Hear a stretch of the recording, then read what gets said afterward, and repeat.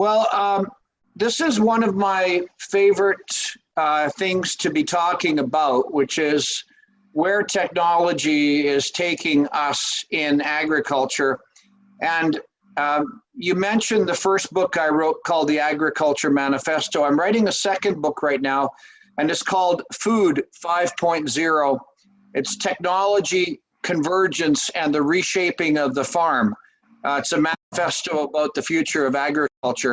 And I think that agriculture is going to continues to go through a lot of change. We've seen that our whole lives.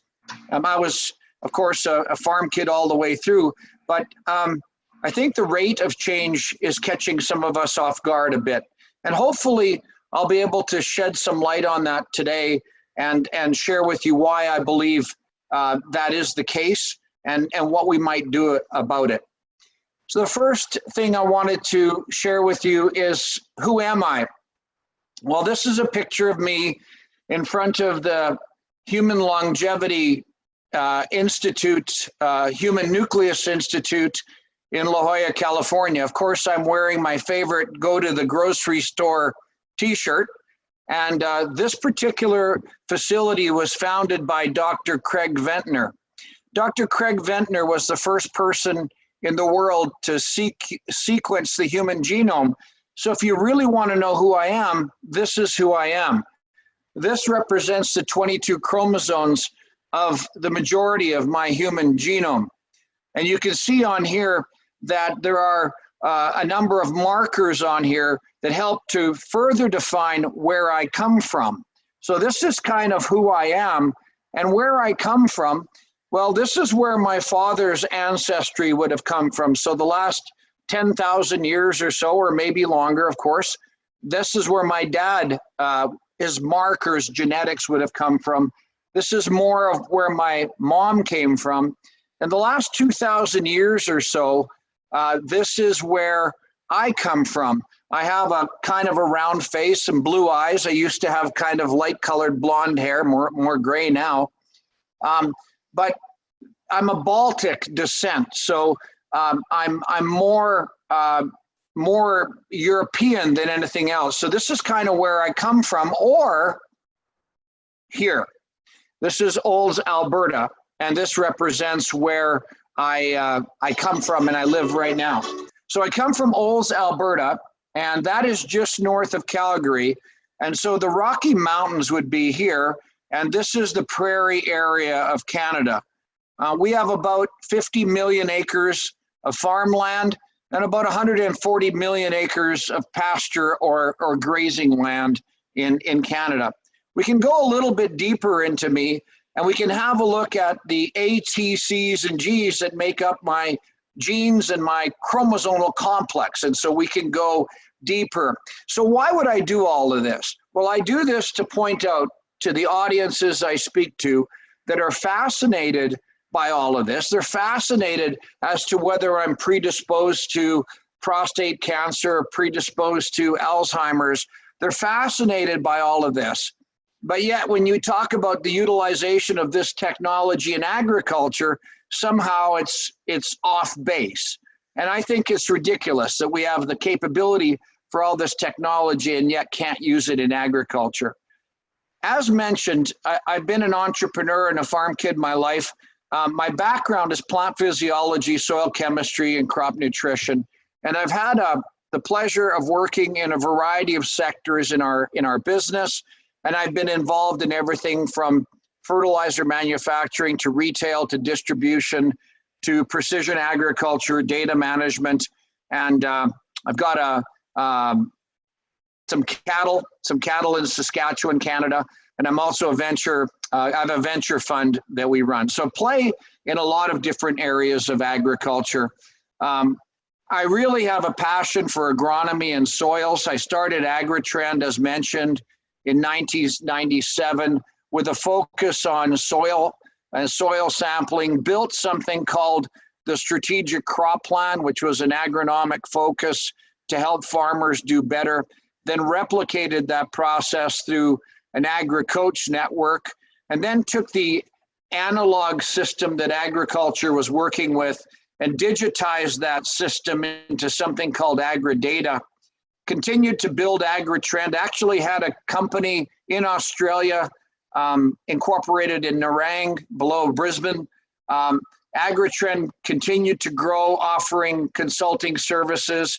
And then in 2015, we were acquired by Trimble, that changed AgriData into Trimble Ag Software, and the AgriTrend network moved over to Trimble. And today, this data platform that we have built is 100% running on your smartphone and is now available in 14 languages. I think it's available in Australian language as well, but yeah, no, it is. So it's been quite a good career. And just recently, I announced that I was going to take over the newly appointed position of CEO of DOT, the autonomous robotic farming platform for broadacre agriculture. And I was going to look after the retail side of it, or develop the go-to-market strategy. And I'm working alongside of DOT Technology Corporation that is bringing and pulling the DOT robotic technology and making it available to farmers. I'll come back to that later on. As an aside, I have stake in a farming operation in Uganda, and this is a picture of our farming operation in Uganda. 5,300 acres, and we grow 2 crops a year in Uganda. A variety of different crops are grown there. It's been a challenge. Hopefully someday we'll make money. So far it's been more of a donor than an owner, but anyway, it's quite an adventure. So I want to start off my talk to you today, now that you know a little bit about me. I want to take you into the really big picture. And when I think about the really big picture, the best book I can recommend you buy is a book called Factfulness. The book Factfulness has been written by Hans Rosling. And Hans Rosling is one of the best statisticians that ever lived. Unfortunately, Hans passed away about a year ago from pancreatic cancer. But his son and daughter-in-law finished the book, Factfulness. This book will help you to understand the way the world is, not the way you think the world is. It shows you the way the world actually is. And the way the world actually is much better, in fact, than most of us would initially believe. The world's a pretty good place. In the book, Hans talks about population growth. And he explains that all the numbers suggest that the population of the world will level off at around 11 billion people by the year 2100. And so there'll be this leveling off of the population by about 2100.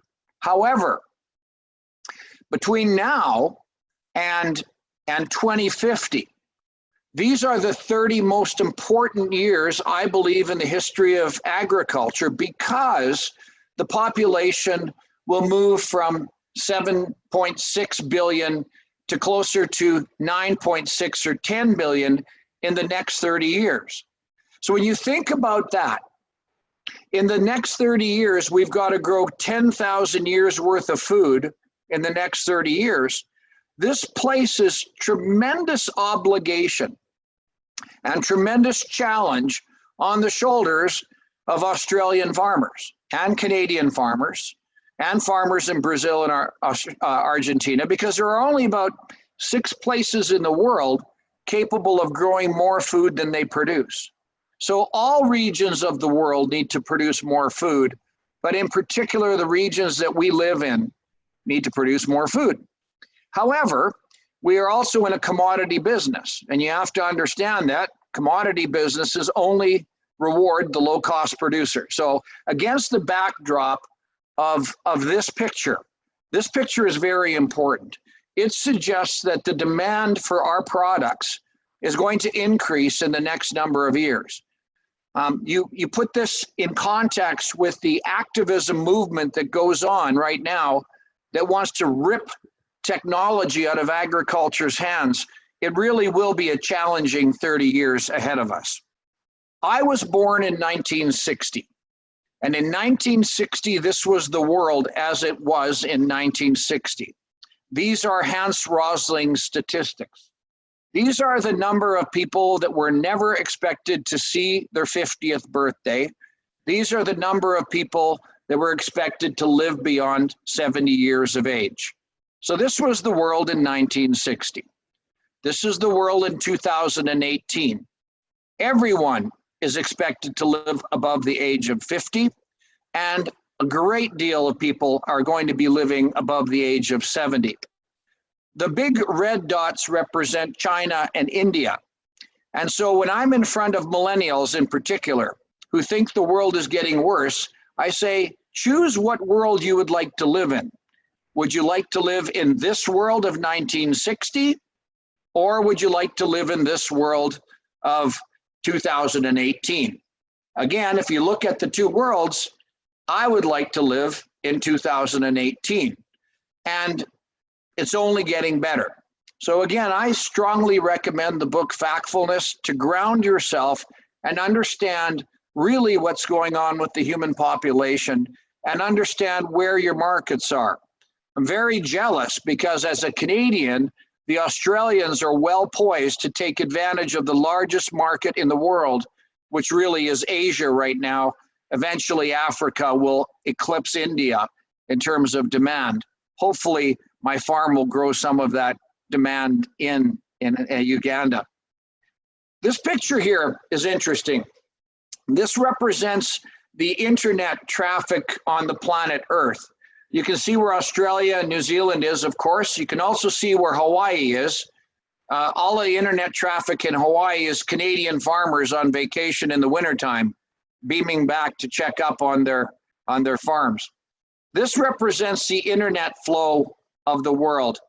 The guy who introduces me to all of this stuff is a gentleman known as Peter Diamandis. Peter Diamandis is founder of the X Prize Foundation. And Peter has taught me that the world is global and the world is exponential. The things that we hold today, for example, our smartphones that we hold today, didn't exist 11 years ago. Auto steer on tractors started out very slowly. It started out with those light bars that we had in our tractors. Now today, everybody basically has auto steer. The amount of data being generated every day is increasing, quantumly increasing, to the extent that we're producing 5 exabytes of data, which is an enormous amount of data every 15 minutes on the planet. And all of these technologies that I'm going to talk about are converging. And so it's very difficult today for a farmer to wrap his head around what's happening with technology as it impacts agriculture. If I was to talk to you 10 years ago about auto steer, you guys would get auto steer. It was one technology, GPS auto steer. Today, that technology is slammed together with so many other technologies converging on the farm. Peter, as mentioned, did the X Prize. And the X Prize is a competition-based scenario where people can compete to solve wicked problems. It started off with the Ansari X Prize, the $10 million shot to space and back that ultimately lent itself to the birth of Virgin Galactica. So sometime, hopefully soon, I'll be able to take a trip into space.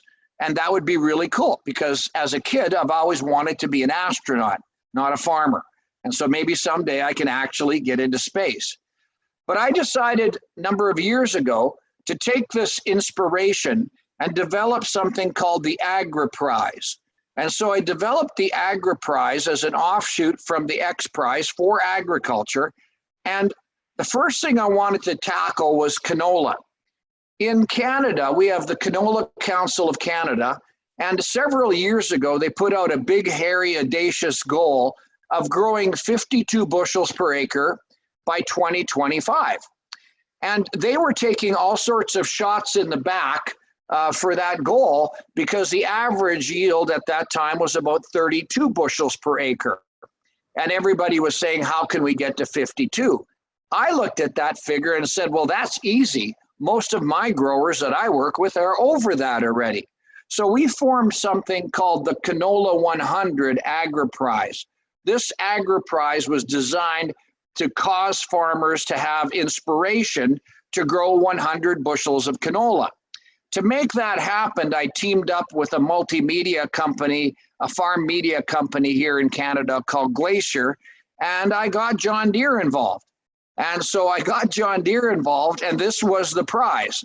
The prize is a four-wheel drive tractor, a air seeder, a high clearance sprayer, a swather or a windrower, and a header or combine, 100 hours each, use of that equipment for the whole year by a farmer. So I got the prize, I got the media, and so we went ahead and started to run the Canola 100. It was a 3-year contest, and the competition was designed to grow 100 bushels per acre of canola. Remember, our average now is around 40 bushels, so 100 is a stretch. It had to be on 50 continuous acres in either a square or a rectangle. It's open to all farmers, all genetics, all agronomics, any equipment. The first one across the line would win the prize. And if the 100 bushels wasn't crossed, then what would happen would be that the high mark at the end of the 3 years would win the fleet of John Deere equipment. So here's what happened. We ran the contest in 16, 17, and 18. And of the top 3 years, this is the top 20 growers in the top 3 years. And you can see the top grower grew 85.88 bushels of canola. Oops, hang on.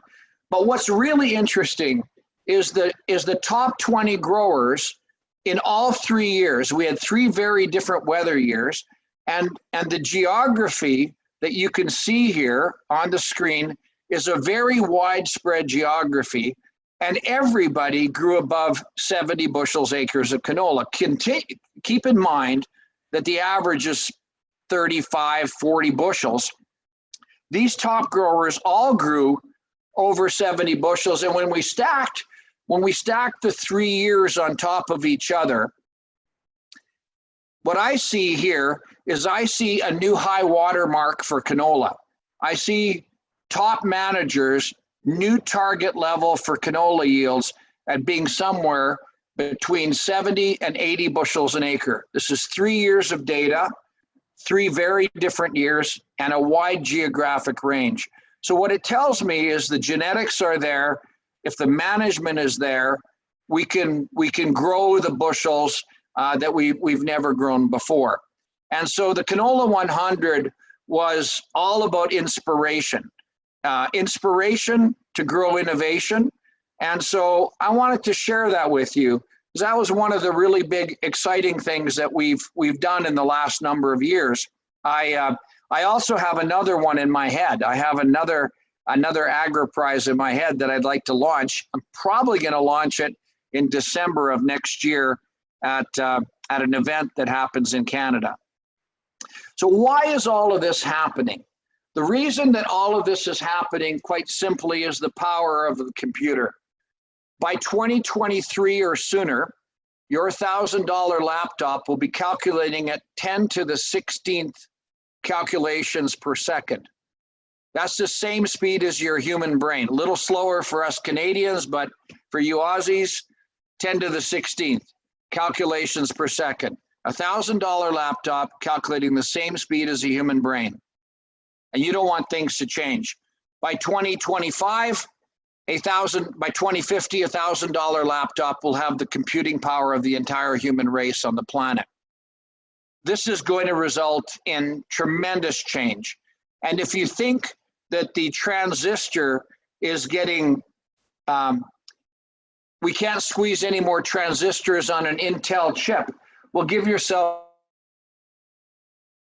another shake, because along comes quantum computing. Quantum computing takes binary code, zeros and ones, and generates something called qubits. And quantum computing obliterates anything that we do with regular computing. So what I see is a continuation of Moore's law, the doubling of computing power every 12 to 18 months. This a gentleman here is Ross Rigetti, and he was using quantum computing and shared that perhaps a way to use quantum computing was to crack the Haber-Bosch process, the process that fixes inert nitrogen into fixed nitrogen fertilizer. I asked him why he chose that as an example. And one of the leading quantum computing mechanics in the world is a farm kid from Saskatchewan. So, you know, farmers show up everywhere, but it gives you an idea as to what's going to happen in the future with respect to the convergence of computing and chemistry and materials and medicines, etc. So I wrote a book, 2014, Things That Would Shape Agriculture in the Next Decade. And I'll be touching on these topics throughout this conversation with you. That book gave an opportunity for me to meet Bill Gates. Had 6 hours with Bill talking about where agriculture technology was going and how we could potentially take broadacre agriculture and utilize the technology from broadacre agriculture to help lift the poorest farmers in the planet to a level of prosperity from poverty. So that was kind of a cool thing that happened. When we think about farming, this is how I think about farming. I hope it resonates with you. I think about farming in terms of 4 key numbers, and those key numbers are unit cost of production.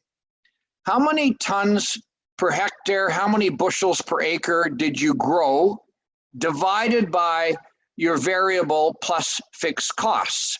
Farmers have a good handle on their variable costs. The question I have often is, do you know what your actual fixed costs per acre are?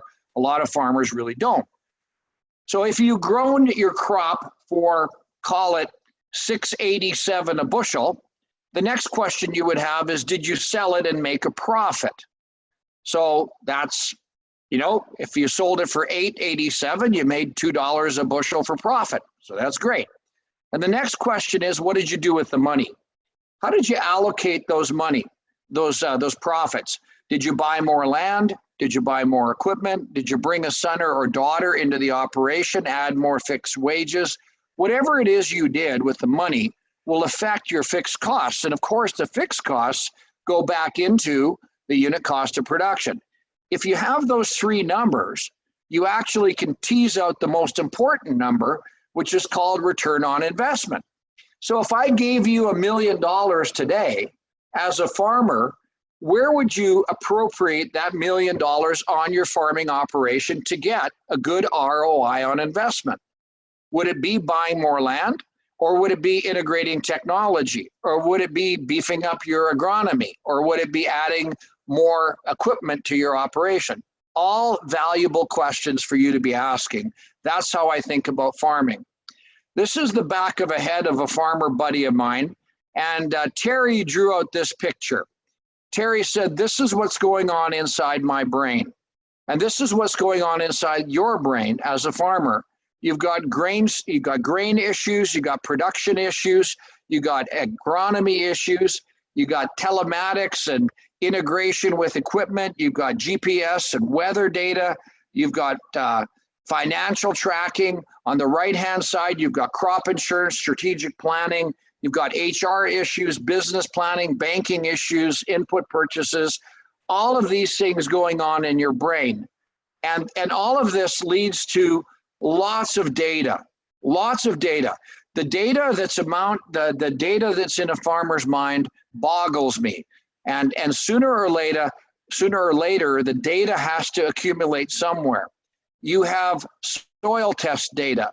You have modus and proprietary data on your farm operation.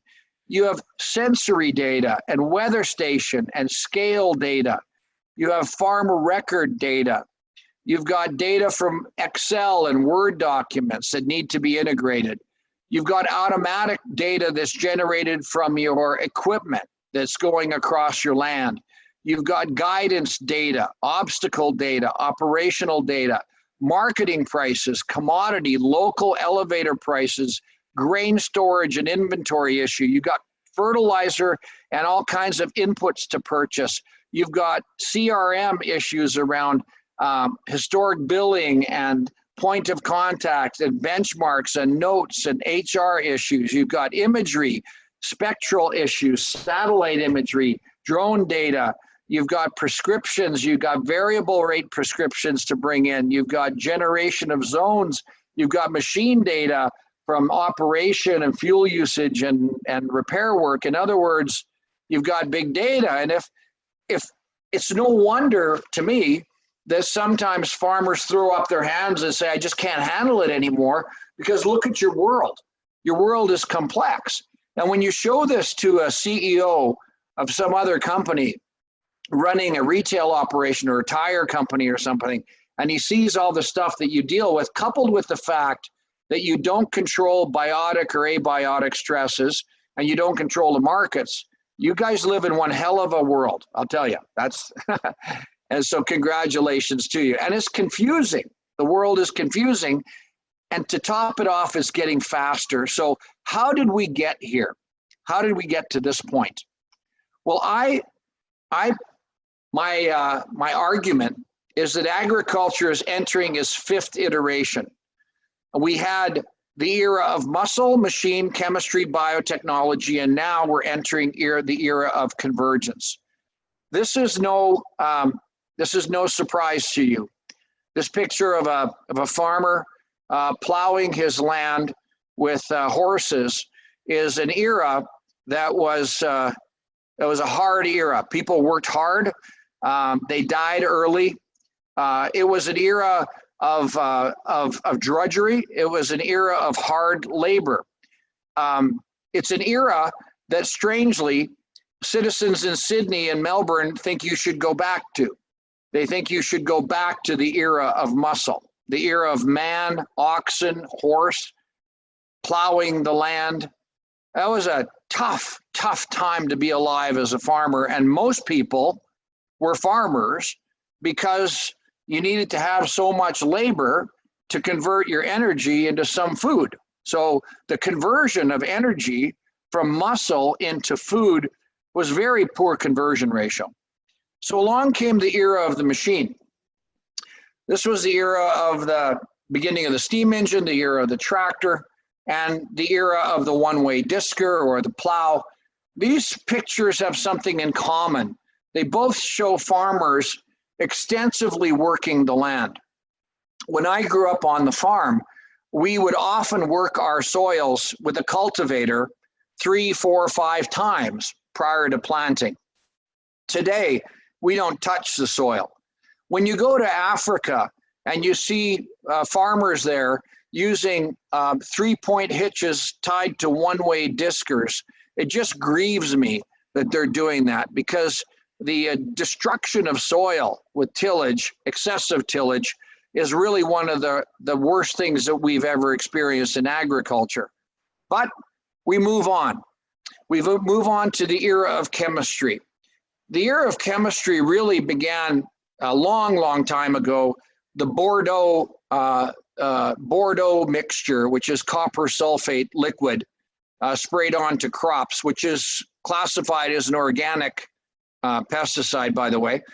So the Bordeaux mixture, or elemental sulfur dust, ground up elemental sulfur to control white mold. But I think the era of chemistry really came of age with the Haber-Bosch process, the era where fertilizer was taken from inert to fixed nitrogen using Haber-Bosch. Phosphate fertilizer, this is a picture of an old Elephant brand.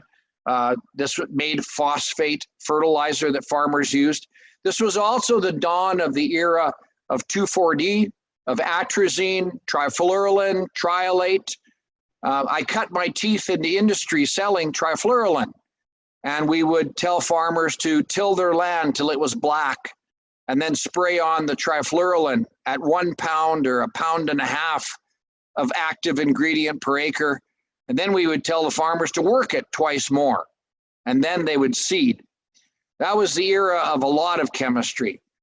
Back then, if you were growing canola, you would use trifluralin, then you would use 1 or 2 more post-emergent herbicides to try to control the weeds. You would use insecticide if you had to, and fungicide. We used a lot of chemistry back in the 70s. Today, we use grams per acre, and those grams per acre are very specific. So we've migrated from muscle to machine to the age of chemistry. Then, in the mid-90s, came the genetic engineering revolution. I call this Agriculture 4.0. This was the era, the dawn of biotech. And this picture is not appreciated by city folk, but this picture means something to you. The soil is undisturbed. There's no tillage. The stubble is trapping the moisture during the off season, whether it's rain or snow, it's trapping the moisture.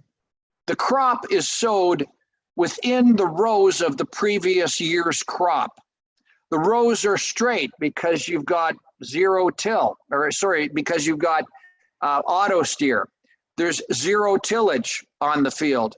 The amount of chemistry you're using is 1 liter of Roundup per acre.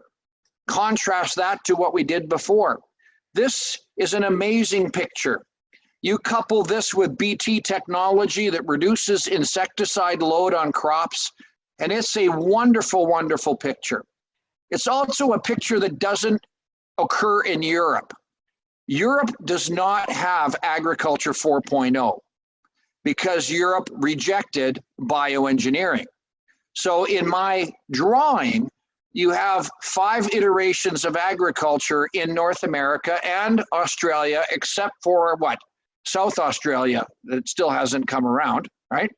So you've got these iterations of agriculture that build on each other, resulting in Agriculture 5.0, this convergence on the farm. This is where the technology all slams together. So if we look at this, we see the era of muscle, the era of machine, the era of chemistry, the era of biotechnology actually is the reduction of chemistry, not the increased use of chemistry. And now convergence, which includes things like biosynthesis, market segmentation, sensor, 3D printers, robotics, water, precision ag, artificial intelligence, and data, all slamming together in real time. This is why you're tired. This is why it's hard to keep up, because all of these things are happening at a breakneck pace. So what creates Agriculture 5.0? The first thing you need to have Agriculture 5.0 is you need to have a connected farm. When I was in Western Australia, it was appalling for me to hear about farmers running $5 and $10 million operations with no internet connection or internet that ran out. To run a smart farm, you can't have a stupid internet connection. You have to have a good internet connection if you're going to run a connected farm. Now, I believe that in the next 3 to 5 years, we will have ubiquitous internet around the planet. I believe that Western Australia and the most remote areas of Western Canada will be connected with 5G technology. I believe somebody will get us there. So I'm building my business plans around the fact that I believe that we will have connectivity. There's a company out of Saskatchewan right now called Intellicon, and what they've done is they've created a Wi-Fi mesh over the farming operation. I have that here on my acreage outside of Olds, Alberta. I have a Wi-Fi mesh now. So on my 70 acres, you can go outside and I don't need to hook up my weather station with a SIM card. I hook up my weather station with an IP address to my Wi-Fi mesh.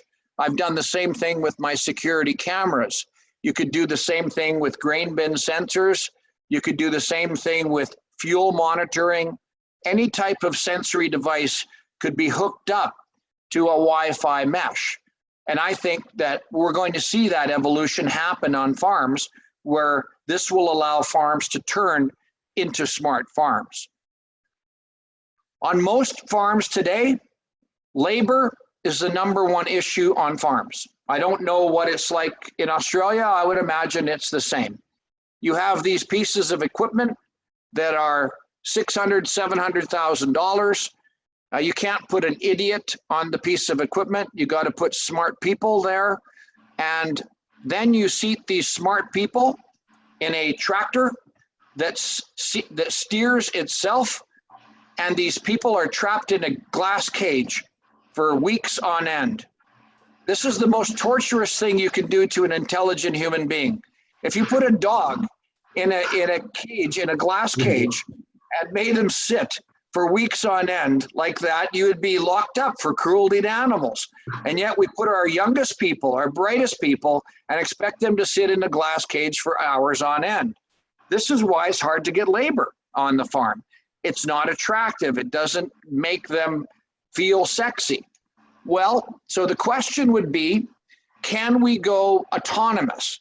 So what I'm showing you here, fellas, or ladies and gentlemen, is a platform. I've just taken on the CEO role for DOT Retail, and DOT is a 175 to 200 horsepower platform, and it can clip in, it can dock with a variety of implements, such as this 30-foot air drill, 300 bushel, or this sprayer. I'm going to show a video, and we'll see if it works or not. But DOT is a U-shaped platform. As mentioned, 175 to 200 horsepower, Cummins Tier 4 engine. DOT docks with its implements that are DOT ready, and DOT is 100% autonomous. No cab, no hitch pin. This is seating into stubble, 30 foot. Now DOT can become another piece of equipment.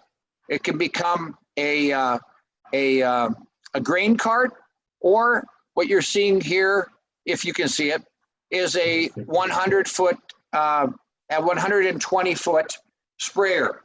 So what you've been able to see here is a way for us to decrease labor on the farm, but most importantly, decrease the capital cost of equipment on the farm. A DOT unit and a sprayer is less than a high clearance sprayer alone. So this is a way for farmers to perhaps go the other way and start reducing their implement cost per acre, go 100% autonomous, and reduce their fuel consumption, because DOT only consumes 3 to 4 gallons an hour versus a tractor that's 3 to 4 times that range. So that's DOT, 100% autonomous farming. Or maybe you'll grab one of your old tractors. This is my father's 935 Versatile. And could we turn old horsepower hydraulics and rubber into autonomous tractors? I think we could. That possibility exists. I think that in the next number of years, farmers will be able to retrofit old equipment to do autonomous work. I think that's going to be interesting to see how that works out. You got John Deere and Case coming out with what I call the headless horseman. So they just take a tractor and cut the cab off and said to farmers, there you go, there's your autonomous tractor. Well, maybe we can use old tractors to do the same thing. One of my concerns right now is, can agronomy keep up with the technology? This is a Canadian company called Clean Seed. Clean Seed is producing a brand new air drill. And on the back side of each one of the shanks, you guys can see there look like little knobs there. Those knobs are 6 different nutrients that can be varied with each shank. Every shank has sectional control. Every shank is capable of varying up to 6 different nutrients. Now the problem is there's no agronomist on this earth that can program this right now, because you couldn't take advantage of all of the variability. You couldn't take advantage of varying all 6 nutrients as you're going along, unless you equipped this seed drill with some sort of sensory devices that were traveling ahead of the seed drill, picking up the nutrient status of the soil, and an algorithm was changing the recommendation in real time. You follow me? That's going to be interesting. What about variable rate? Will we be able to VRE, variable rate everything, fertilizer, crop protection, seeding, and irrigation? And how do we scale the agronomic process? As farms get bigger, we need to acquire information, make sense of it, turn the recommendations back to farmers so that they can make actionable decisions in real time. This is a real big challenge. As we accumulate more and more information, how do we scale the agronomic process? I believe for the short term, agriculture will be a combination of high tech and high touch. We have the high tech equipment, but we still need a relatively high touch to make it work. This is my schematic of the world as I understand it today. There are many companies trying to chase information and tell the farmer where you have a problem. Lots of people want to tell you where you have a problem. You have satellite companies, drone companies, remote sensing companies, all chasing you to tell you where you have a problem. Fewer people tell you what the problem is. Fewer people yet can tell you why the problem is there. And fewer yet can tell you how to fix the problem. So I believe that the value is at the top of the pyramid. Why do you have a problem? How do you fix it? And on the left-hand side, you can see the technology will provide the where and the what. The touch will provide the why and the how. I think this is a good graphic for understanding what we're going through in agriculture today. The other thing I wanted to say is it must be good agronomy. Poor agronomy plus precision agriculture is a problem today. I see too many farmers chasing silver bullets, thinking that somehow if they go to quote unquote precision agriculture, everything will get better. Well, it won't. Shitty agronomy is shitty agronomy. You have to put good agronomy underneath the precision agriculture. Otherwise, you haven't got anything. So I would start off with good agronomy first and then layer precision agriculture on top of it. How do you determine variability on your farm? You're a broadacre farm in Australia, you're farming lots of acres. Grid sampling is pretty tough. Can you go from the top down? Can you use the satellite imagery or multiple year biovegetation imagery to produce zones on your farm? We have been doing that in Canada with pretty good level of success, layering up to 7 to 15 years worth of biovegetative index data to produce zones. You could also use your yield maps. You could also go bottom up. And I know in Australia right now, there are a number of people offering this unit. This is called the Soil Information System, SIS system. You could also consider Varus and electrical conductivity maps, a variety of maps. I like a combination of both. The interesting thing about soil maps from the bottom up is that they're unchanging. They don't change rapidly, but they're more expensive by a long shot. So if I was to start off by renting land and wanted to move into precision agriculture, I would scale my operation with some sort of top-down imagery. If I owned my land and I wanted to make long-term changes to the land, I would start with bottom up, which is more expensive, but it'll provide you more granular information. How do we scale the tech and the touch together? This is a picture of a device that is measuring the growth rate of a tomato. It measures the mitosis of the tomato and can determine how fast it's growing so the farmer can change the amount of water or fertilizer that's being applied. In broadacre agriculture, I think we'll use in-field sensors, water moisture sensors and nitrogen sensors to help make differences to our decisions. If you're a dryland farmer in Australia right now, you would tell me, Rob, you don't know how dry it is in Australia. By crikey, she's dry here. Well, I think there's a lot of information that we could get by soil moistures, even in dry land farming, that would enable us to make better decisions on how hard to push the crop with inputs such as nitrogen. Remote sensing, satellites, drones, microsatellites will all be there. And somehow these have to get connected to a human being, or perhaps an avatar, which I'll come to later on. Here's another technology that we're testing right now. There's a typo here. Right now, when you're using aerial imagery, you're acquiring about a 200 to 400 meter swath with a camera on the belly of an aircraft. This lens here is capable of going up to 14 kilometers. However, this fall, we ran a 4.2 kilometer wide acquisition swath with 7 centimeter resolution. So we can gather 158,000 acres an hour with this new lens from a company called Stream. This is called the airflow lens.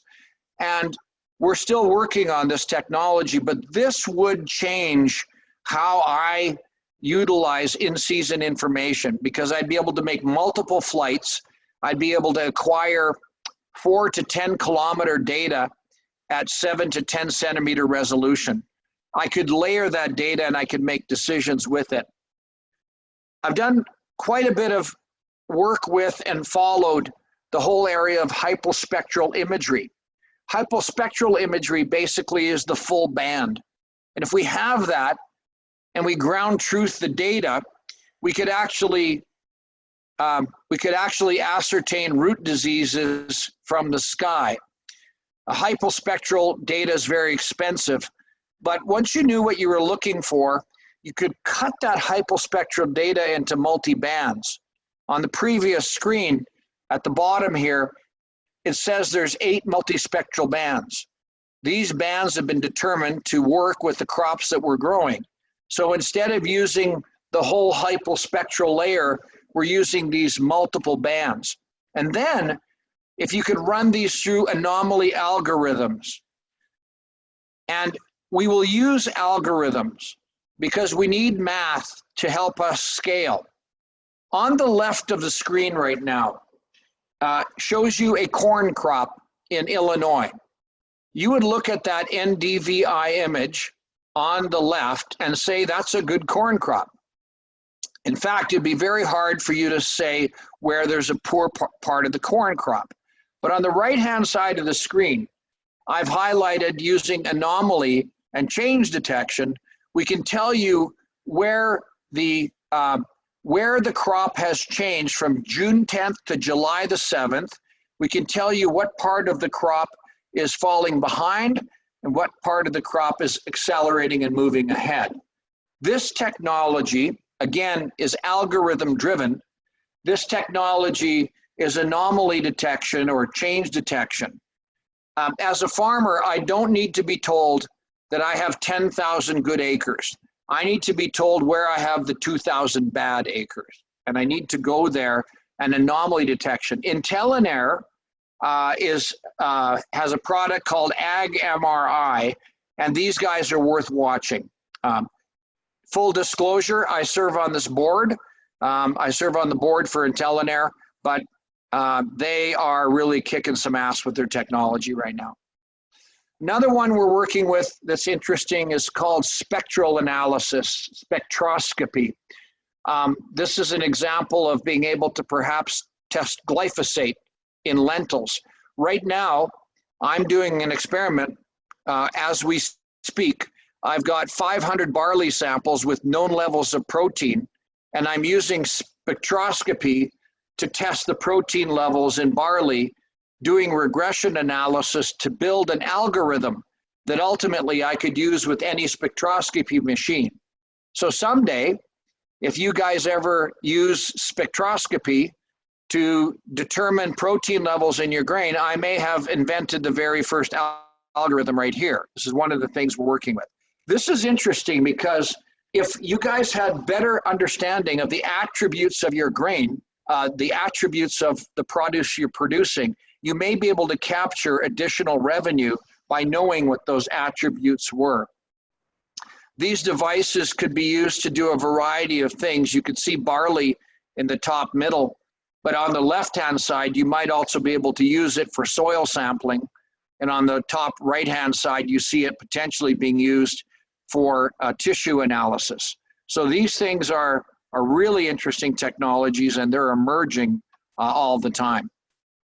You can't have a discussion about convergence on the farm without thinking about artificial intelligence. Well, what is that?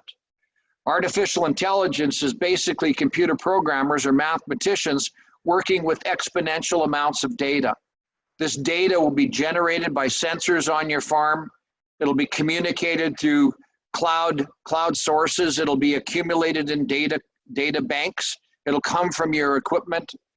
And because there's so much of it, we'll have to have artificial intelligence to analyze the data, turning that data from algorithms and maybe eventually connecting that data with human digital integration circuitry. Again, that could be lending itself to augmented reality or virtual reality support in agriculture for what you're doing. Another area that artificial intelligence will play a role in is, back to my original slides, is genomic advancement. So as we get more and more information about the genomics, we'll be able to use artificial intelligence to pick out the markers of the genes that we want to do specific things.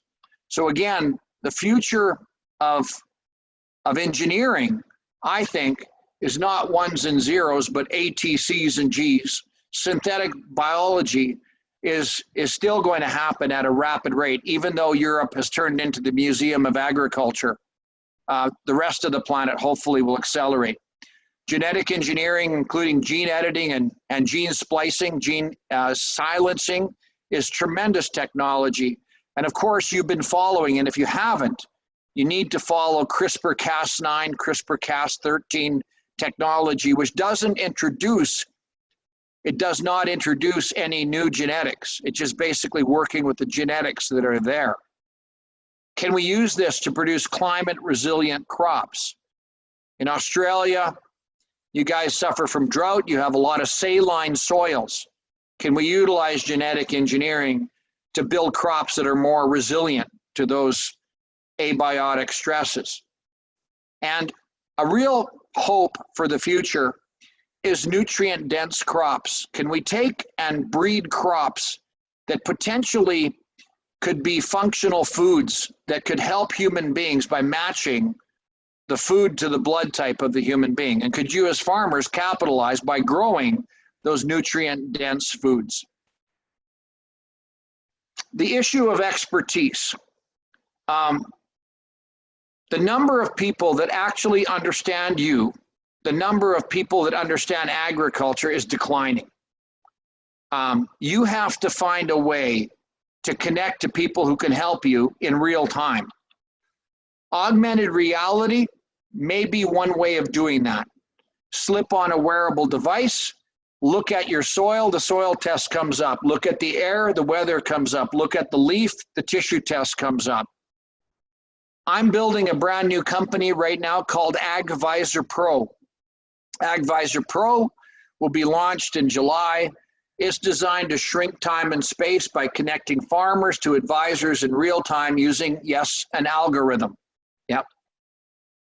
Eventually, I won't have to travel. It's 37 hours from my house to our farm in Uganda. Maybe someday I'll put on a haptic suit and occupy an avatar robot that will allow me to transport myself to Uganda. I could wake up in the avatar and scout my own fields in Uganda and be back home for beer that night. One of the issues with agriculture right now is that a lot of the data doesn't talk to each other. I think you guys will recall in the days when hydraulics didn't speak to each other. Do you remember that? You had Case Hydraulics and John Deere Hydraulics and Pioneer Hydraulics, and nothing talked, and you were covered in hydraulic oil. Do you remember that? Well, now farmers are covered in hydraulic oil. It's just digital hydraulic oil.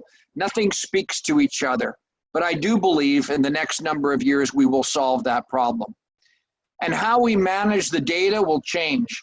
The data will be managed on your smart farm device, whether it's a platform like I'm showing you here, AgriData or Trimble Ag Software, whether it's AgWorld, whatever.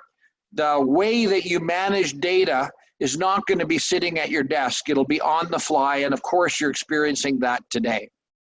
I think many farmers are still looking for the value proposition. I think many farmers still don't measure it. And what you have to do if you're going to move into variable rate or precision agriculture is you need to measure it. You need to measure whether it's working or not. In the diagram I have here, on the right-hand side, you're going to see a net return of $6.81 per acre. That was the net profit after all costs associated with variable rate technology. It's not a lot of money, but on a lot of fields, that difference is $25 or $35 an acre. Those things add up over time, but we need to measure them. How will you tell your story to the consumer? Will you be watching the traits that you grow in the crops? Can you sell those traits to specific markets? Will you offer transparency? Transparency is an interesting thing. If you have to tell your wife or your husband where you're at every minute of every day, that's 100% transparent. However, the only reason you would have to do that is if they don't trust you. The reason we have to be so transparent in agriculture with consumers today is because they don't trust us, and they're going to be asking for more information. We also have to be able to tell our story. My son runs a company called No Ideas Media on Facebook and YouTube. And we produce a new science story every Friday on video. We think you'll have to provide sustainability. And sustainability to me is about soil and water and greenhouse gas balance and economic viability. Because if you're not economically viable, there is no sustainability. I think sustainability metrics are important. And I don't care what religion you belong to. I don't care if you're organic, non-GMO, GMO. I don't care if you're a paleo. I don't care if you're a regenerative ag guy or an agroecology guy. It doesn't matter to me. What is your sustainability metrics? Can you prove to me the soil is getting better? Can you prove to me water is being used efficiently? Can you prove to me what your greenhouse gas balance is? To me, those are the sustainability metrics. As I mentioned, No Ideas Media on Facebook and YouTube. If you guys like to follow that, No Ideas Media, I would encourage you to do so. We'd love to have more Aussies following us on YouTube and Facebook, so that'd be great. There's a lot of money chasing tech, and this will profoundly change and shape agriculture in the future. One of the things that will be needed is systems integrators. We will need young people to come into agriculture, to be trained at our universities and our colleges to help farmers take advantage of the technologies that I've shared with you here today. We have a bright future for young people in our industry, but it's not sitting in glass cages. The bright future for our young people is as systems integrators to take this technology and help us make better decisions that will affect our bottom line. In conclusion, these are my predictions for the next number of years. Number one, I do expect that we will have 5G connectivity, and sooner or later, we will have farm-wide connectivity. I do believe that slowly, the companies, John Deere, New Holland, Case, Versatile, whatever they are, I believe eventually the companies will start to have universal data transfer capabilities. I believe that. I'm building my companies based on that. 3D printing of food will be mainstream. Mom, I'm home from school. I want a pizza. Print out your own damn pizza. That'll be interesting. Nitrogen fixing wheat will be in the pipeline by 2023. CRISPR technology like that will allow us to have crops that utilize nutrients better, extract nutrients from the soil, or make their own nutrients. Jobs in systems integration and agriculture will skyrocket. Robots will be on 20% of the farm doing the dull, dangerous, and dirty work. Universal blockchain will connect data sets together to start providing proof of sustainability and traceability. Agricultural experts will begin to use avatars, either in the virtual world or robotic avatars. That is my presentation about convergence on the farm. I hope that you enjoyed it and got some things from it. First of all, Rob, just quickly on some points you had there. The lentils and glyphosate, what were you actually trying to find there? Glyphosate and lentils, you're trying to find glyphosate residues in lentils using spectroscopy, or what was the go? It's one example, but one of the concerns, we're not supposed to use glyphosate for pre-harvest in some crops. There's a window that we can use it in other crops. So it's an example. It's a current issue. Glyphosate is absolutely being attacked right now in the marketplace by activists that are and ambulance chasing lawyers that are chasing lawsuits on glyphosate. In Canada, and I'm sure in Australia, we've got pressure right now to make sure that glyphosate, even if it's parts per billion, isn't showing up in food that it shouldn't be. It's an unfortunate situation, but it's an example of a technology that might be able to address that. Yeah. And when you said they're trying to crack the Haber-Bosch process, what exactly are they trying to crack there? What's the outcome of them cracking it? Well, I think what he's getting at is the catalysts that are utilized. See, Haber-Bosch is high pressure and high temperature with catalysts. And so his thinking was, and I didn't get into this deeply with him, but his thinking was, is there another way? Is there another way to create the nitrogen, fixed nitrogen, without having high temperature and high pressure with the catalysts? And it's an interesting thing because every breath you take is 78% nitrogen. So is there a different way to get that nitrogen into a fixed form? That's what he was talking about. Yeah.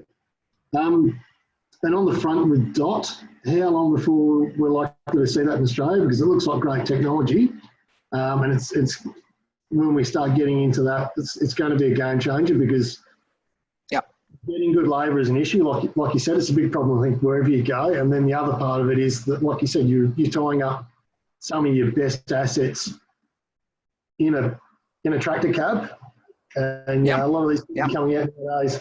Not that dad's not smart, but the kids are coming out university educated. They've got a lot of expertise around the chemistry and what's going on. And to put them in a cab, we need great operators. But even a lot of the better farmers I've dealt with that aren't university educated, they're extremely good at being out in the paddock and knowing what's going on. And it's a waste of resource putting them there. And if you had them out doing other jobs, they're going to be more effective across more acres, or they're going to be able to concentrate on other areas that are earning them more money than being in a tractor cab. So you're seeing the same thing in Australia, correct? You're seeing the same issue with the squeeze on labour. Yeah, it's one of the biggest things is trying to get good labour on farms. Probably one of the biggest pain points I've got at the moment. So yeah, I suppose the question is how long before DOTs, because obviously you're rolling out DOT in Canada this year, is that right? Yeah, DOT has gone commercial, so farmers will be seeding with DOT this spring. I'm hoping that we'll sell somewhere around 6 to 10 units for the spring season, and then we'll start rolling into 2020 with true production. Interest has been high. Interest from Ukraine, interest from Brazil, interest from Australia. We have some Australians actually attending a demonstration that we're running on the 27th of March in Maricopa, Arizona, because we're running DOT all winter long in Arizona this year. Yep. So I anticipate, at the earliest, you would see DOT at the earliest 2021 maybe in Australia.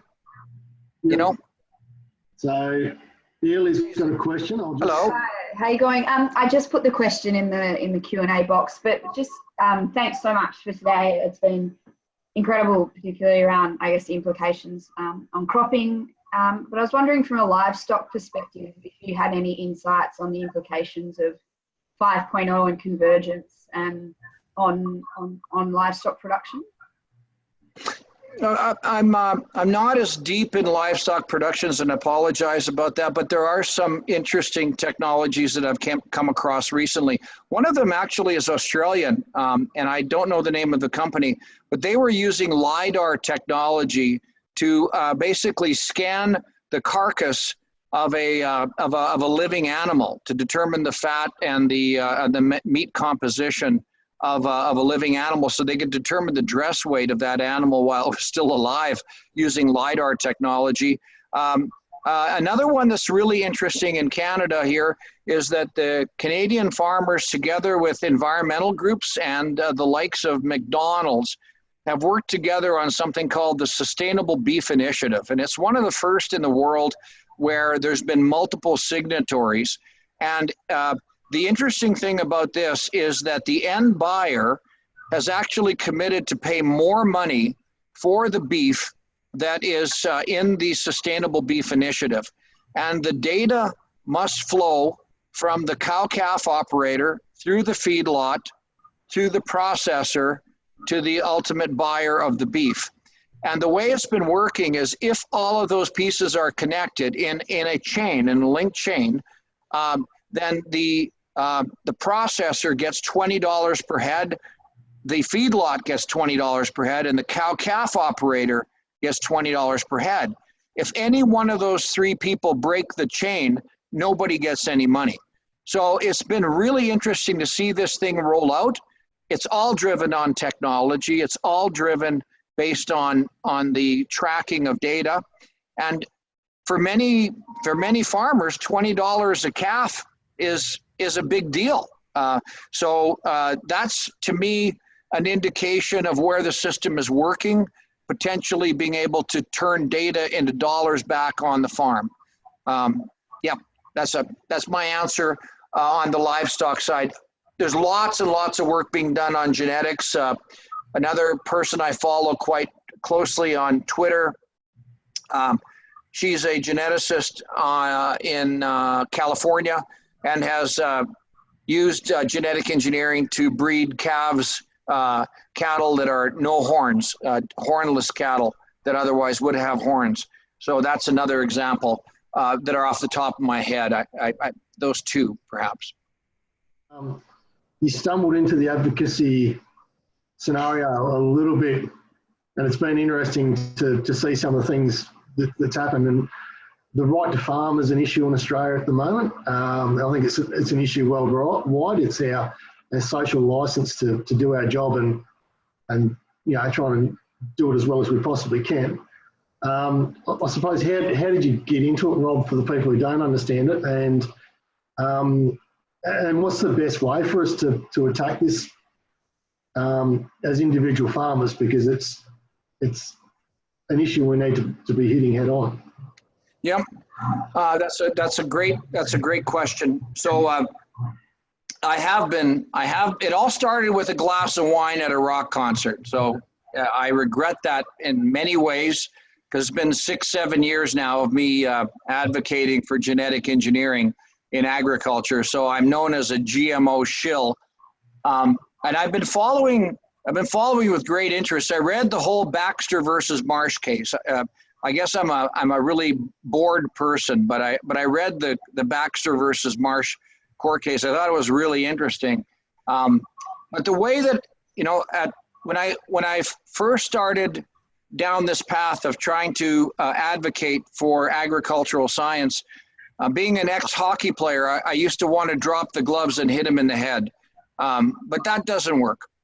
And so what I've learned over time is, again, regardless of the religion, whether they're a paleo, a vegan, a vegetarian, GMO, organic, whatever it is, I like to put up my hands like this and I say, okay, can we just agree? Can we just agree on one thing? And they said, what do you want to agree on? I say, can we agree that agriculture needs to be infinitely sustainable? So those are my words I use. Can we agree that agriculture must be infinitely sustainable?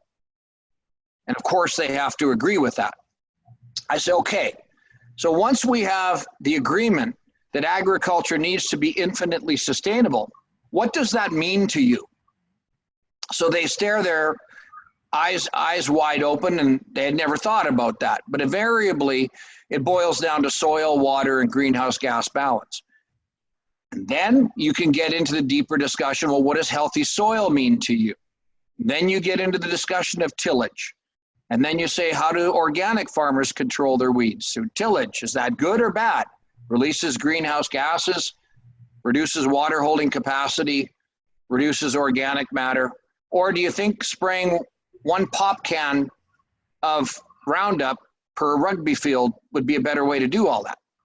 And so this trade-offs start to happen. So I find that I used to want to argue with people, and I found out that what you need to do now is you need to find common ground.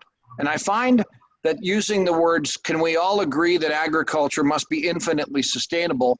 I find that that works. That's an interesting way to look at it. How did you, there's a fascinating, for people who haven't seen it, there's a fascinating bit of footage on YouTube with you, we'll call it having a conversation with the butterfly lady. Yeah. And you can see the middle of that conversation, there was you were trying to reassure yourself that you're on the right track, and mate, look, you're in a march against Monsanto, there's hundreds of people there, and there's you on your own. And that's doing something that's pretty tough. And most of us at the moment look at it and just go, it's too hard, it's too big, it's too much. I mean, I suppose, how did you G yourself up to get in that situation, and what were the emotions like going through it? Because you're against, you know, it would have been a tough scenario to be in, but you put yourself there. Yeah, it was an interesting experiment. I'm not sure that I would do it again, but it was something I did at the time. And it was really, the outcome of that was really amazing, because at the end of the day, I was one person against 100 or so March Against Monsanto activists. The press came and they talked to me because they said, well, this is interesting. Why would somebody be for Monsanto? And I said, I wasn't for Monsanto, I was for science and genetic engineering. And I dominated the media. So they didn't get the media, I got the media. And at the end, they started infighting amongst themselves. And 2 years later, that whole movement is just dissipated, poof, gone. So it didn't take very much for somebody to stand up and actually change all that. The funniest part is that the videos that were taken by my daughter. My daughter has a nose ring, and she's got tattoos, and her hair is all wild. And the activists were saying, why are you encouraging him? And she went, that's my dad. So and after the altercation, it was really interesting because I had some really cool people come up to me and ask me my opinion. And one of them actually was a biological engineer who was watching the whole thing. So, Troy's got a question. I'll just talk. Hey, Troy. Unmute yourself, Troy, and ask away, mate. Yeah, g'day. Yeah, thanks, Robert. Yeah, just Hi, Troy. Wondering about how we combat the ignorance of the urban media and population regarding GM production and some of the truths about the organic systems and the limitations there. Yeah, I'm very concerned. Thanks for the question, Troy. I'm very concerned that I'm concerned that in many ways we've actually lost this one. Yeah. What I'm really concerned about is not losing the next one. And what I mean by that, Troy, is that genetic engineering in its old form, whether it's gene gun or transgenics or whatever, compared to what we're doing today with CRISPR, is pretty archaic technology. Now, the EU just recently ruled that CRISPR is the same as GM crops, which is really unfortunate. But I think the rest of the world is still figuring that CRISPR is actually a new technology. And that, to me, is the next fight, is that we really need to jump on top of it and talk about the benefits of CRISPR to consumers. We really need some wins for consumers, whether that's biofortified foods, whether that's foods that are lower in, I don't know, arsenic or lower in mycotoxin. You know, Troy, it's really interesting. Everybody is worried about parts per billion of glyphosate. in their food, but nobody mentions mycotoxin that is way worse, #1 cause of liver on the planet Earth, and way higher in organic food. Nobody mentions that. So I think that we need to change the conversation. The other problem that we're having is I don't see the big companies coming to the table to change the conversation because they're duplicitous. They're selling in both marketplaces. Cargill sells in both markets. They buy your GM canola, and then they buy non-GMO canola and slap a label on it and try to get more money. So a lot of these companies are duplicitous and can't come out definitively in favor of science, which leaves the farmers hanging there.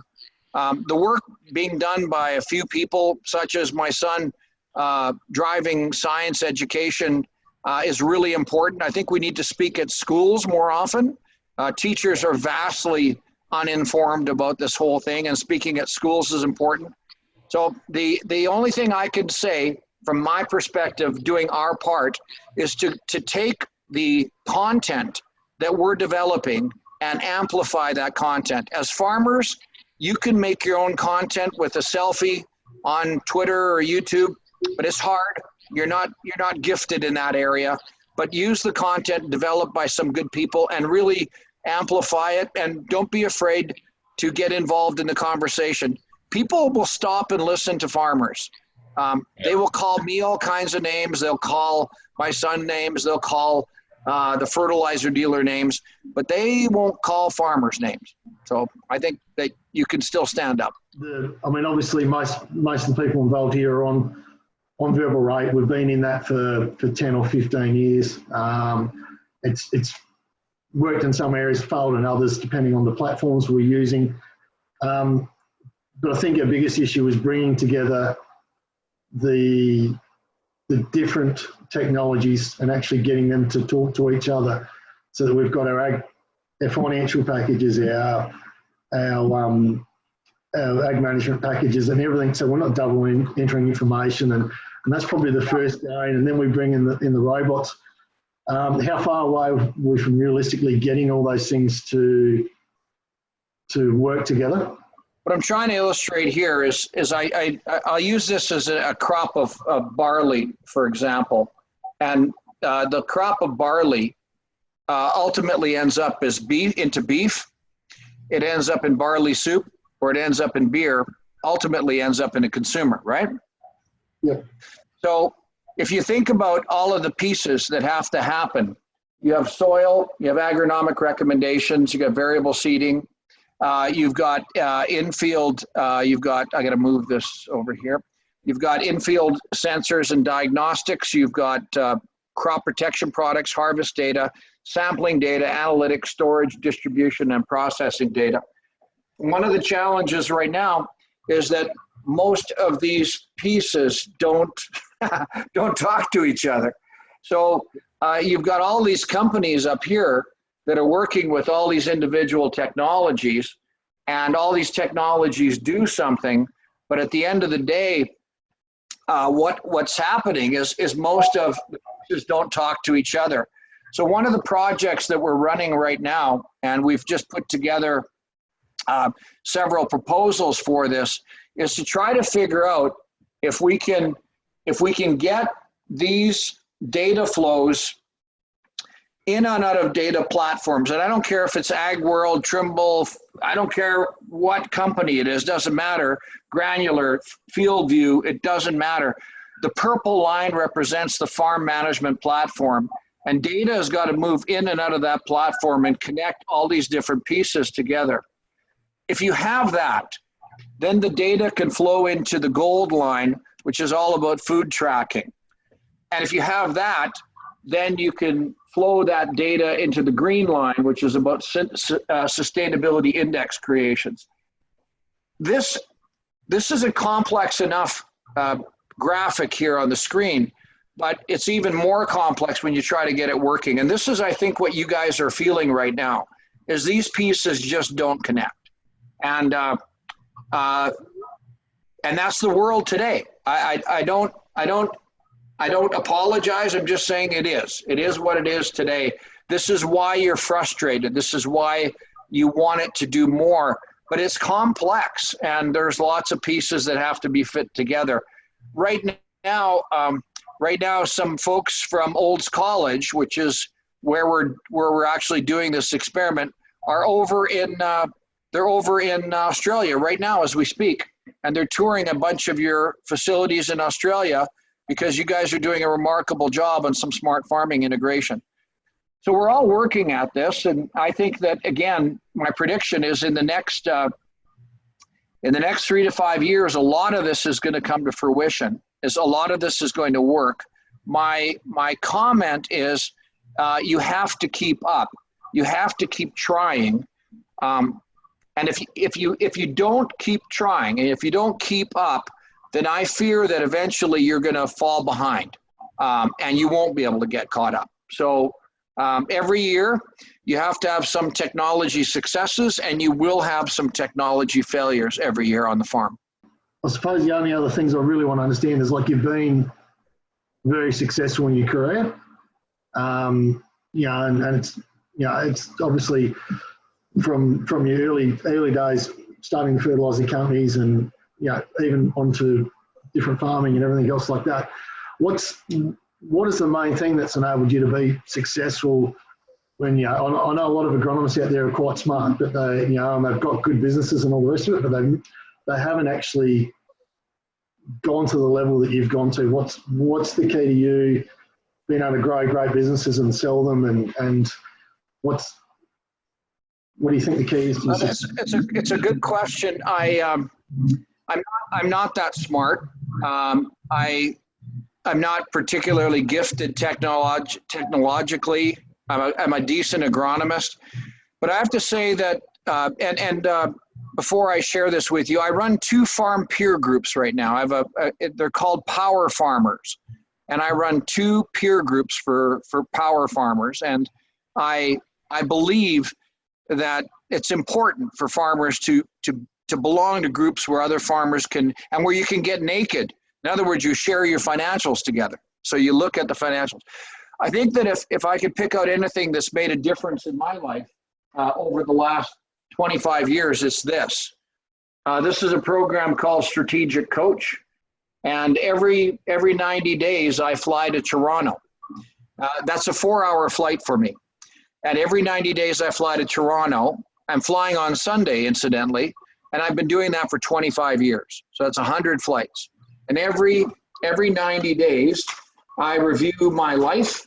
I have my 1-year goals. I have my 30, 60, 90-day goals. And it's about the consistency, I think, that brings into my life that has made more difference than any other thing. It's just that I have a positive mind. I don't listen to the news. I have a positive mindset. I make up my mind to do something, and then I try to figure out who can help me do it, not how to do it. The first thing I always look at is who can help me do it, because I can do anything I want to do as long as I don't do it. Yeah. As long as somebody else does it. So I think that, you've asked a good question, and I'm not, like I said, not particularly gifted or anything, but it's that consistency of planning, the ability to plan, the ability to see something, to articulate it, to put it down on paper, to develop a strategy around who could help execute it. I think it makes all the difference in the world. People who write down goals are vastly more successful than people who do not.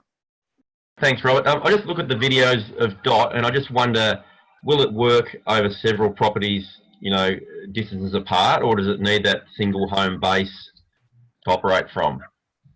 Okay, so that's a good question. So right now we anticipate that a DOT would be able to run about 3,000 acres with a single DOT unit. May run a little bit more in Australia because you guys have a little bit bigger growing season than we do. Our growing season is very compressed here. As far as DOT and its movement, between paddocks, DOT should just be able to move itself, but the regulatory bodies are going to be a hurdle to that. Right now, what we built into DOT is something called Follow Me. So if you have your ute, I think you call it a ute or pickup truck, yeah. And you have your ute, DOT will follow it just like it was a hitch pin. So it will follow it. If you pull over, it'll pull over.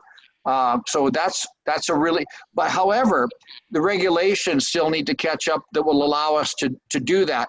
Follow me with the ute in front and the dot behind is a real simple way of moving it between paddocks. For larger distances, you throw it on a trailer and move it with a trailer. So that's what's going to happen.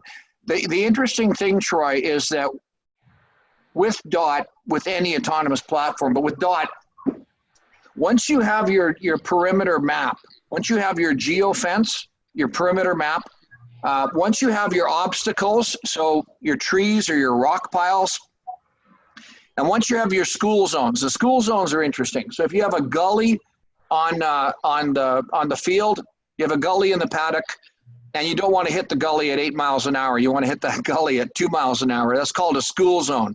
But once you've got the geofence, the perimeter map, and you've got the obstacles and the school zones mapped, you'll never have to do it again. So DOT will just remember it, and you can just let it go. I think that if again, as you look into the future, there's no reason the DOT couldn't do one paddock and move to the next paddock all by itself down the road. Fold up the sprayer, go down the road, go into the paddock, unfold the sprayer, make all that happen. I think that's totally doable. We have regulation hurdles. However, I think the whole self-driving car and the self-driving truck world is going to break ground for us, because if you're confident enough to get into a self-driving car, driving down a road, people all around, surely to God, we should be able to get DOT going down a country road. So hopefully. What about refilling? How does that work? Do you need to be there doing that, or? Yeah, refilling. So the air drill, for example, is 300 bushels. So that's your air drill capacity. The sprayer is 1,600 gallons. So the sprayer has lots of capacity, bigger than most high clearance units. And yes, DOT would spray or DOT would seed. As it was getting empty, it would automatically go back to the fill site. So you would have somebody nursing or tendering the unit. Right. And just a ballpark of what a DOT unit is going to cost, Rob. Have you got? Well, it's a little bit of a crapshoot for me to say right now, because of course I can tell you I can tell you Canadian or North American prices. You know what happens by the time it gets to Australia. Yeah. But DOT by itself here is $260,000 US for the DOT platform, and the sprayer. So I'll convert it because Australian and Canadian is on par.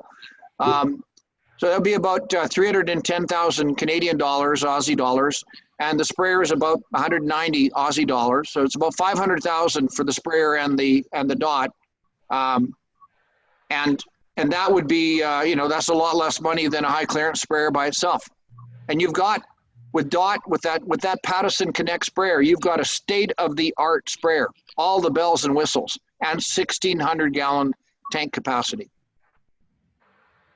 Yeah, I can see that taking off. Yeah, I think it will too, and it's going to be fun to work with young people to try to get farms DOT ready. So I got to take a young person, send them ahead to your farm to get all the paddocks organized and stuff like that to get them DOT ready, so that when DOT shows up, she's ready to go to work. There's a company in Australia who are working on similar sort of technology, robotic sprayers, and they were telling me 18 months ago, 2 years ago, that they could set up a trailer that had all the wireless connections. Obviously, the tank was a lot closer to the ground than what it would be on the DOT, and you could pre-mix the chemical and leave it in the corner of the paddock, and the sprayer would be able to pull in, the hose go across, drop it in the top of the tank, pull out, and off it go again. They're only talking small tanks. Yeah. If we can refuel an F-15 or an F-14 fighter in the sky with fuel, you think we'd be able to nurse a sprayer on the ground? Yeah. I think the technology's there. It'll come. Yeah, it'll come. And once you do that, that's great, because I mean, there's a lot of spraying done at ours that people probably want to be in bed and up doing other things, and that allow crops to be done and people to have a family life again. Exactly. Is there any other questions for Rob where we're going? This has been a great experience. This has worked out really, really well. No, well, thanks very much, Rob. I really appreciated your time. Thanks very much for coming along and sharing your knowledge with us. And look forward to seeing how things go in the future. So thanks very much, and enjoy the rest of your day. And to online, thanks very much for coming along. I look forward to our paths crossing again. I know they will, and I hope to meet Arlie and Troy and everybody else who was on the call. Thank you.